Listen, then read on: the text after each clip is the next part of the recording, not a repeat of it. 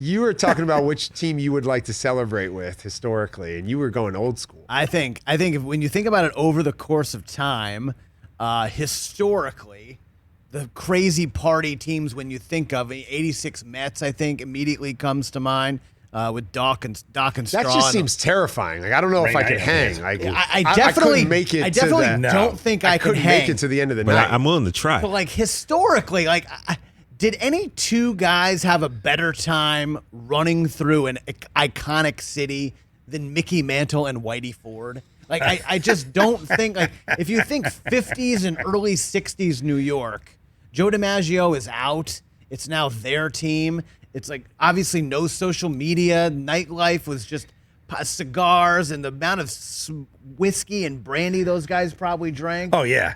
It's just probably the greatest time. And then they would wake up and the Mick would hit 2 dingers and Whitey would throw 8 strong with 11 Ks. It's probably the greatest time of their life. I feel like you said that was a great run for them.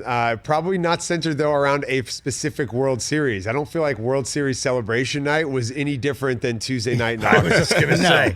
Absolutely not. And it went on for a long time. But they played in the World Series every year, so it was just like, oh, we're doing this again. Sadly, it's also what ended Mickey's life at Yes. far too young. I think Mickey 63 when he passed away. Right.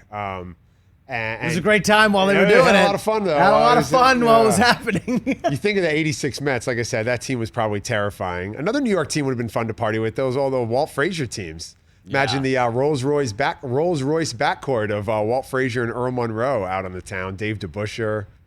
That'd be a fun time. Just going to the nightclubs in New York, Mike, in the 70s. Oh, my. And like the outfits those guys would wear. Late like, 60s, early 70s, pounding around with that. What about Joe Namath? Yeah, you got Jerry Lucas doing memory tricks in the bar on everybody. He's like, you guys are missing a big one on the Giants.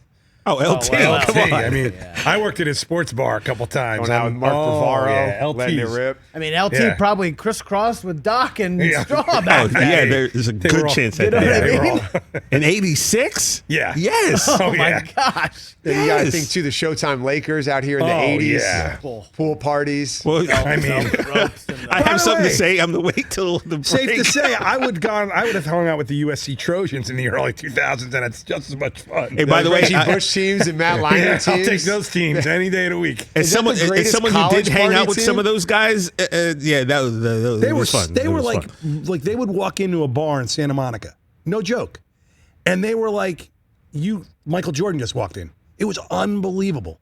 And TJ, you were with him, I was there a few times. No, that's why I asked you. I said, "Do you have any Keith Rivers encounters from your Last of the Mohican days running around?" Like I said, I didn't really know you were Keith Rivers adjacent. I didn't really know Keith, but I was friends with Matt. So, and Leinert was the king of Los Angeles for a time. So it was always interesting to kind of see how he was interesting to me, received. the idea of being a big-time college football star in a big-time sports city. Yeah. All these other guys, they're playing in Tuscaloosa, they're playing in Madison, they're playing in College Station, and that's amazing to be the big guy on campus down there. But to be the quarterback at USC, You're like, when they got it rolling. oh yeah. Like when he walked into a bar and there was every, musician, actor, actress, and yet this cat who's still in college walks in and it's just like, yo, everyone stops. It's like, Jay-Z's over there. And, by the way, Matt Leinert's right over there. He's bigger than Jay-Z at that point.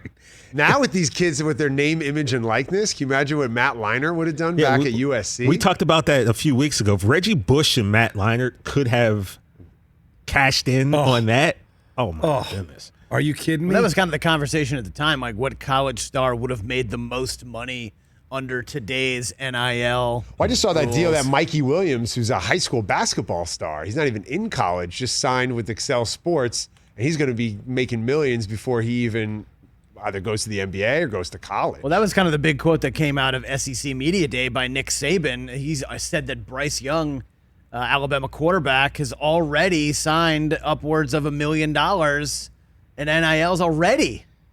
That's insane. Insane. It's obviously awesome for these kids. Sure. It's insane to think about. It's insane to think about. Yeah. Yeah. Hey, you watched all the way to the end. Thanks for that. Watch more right here.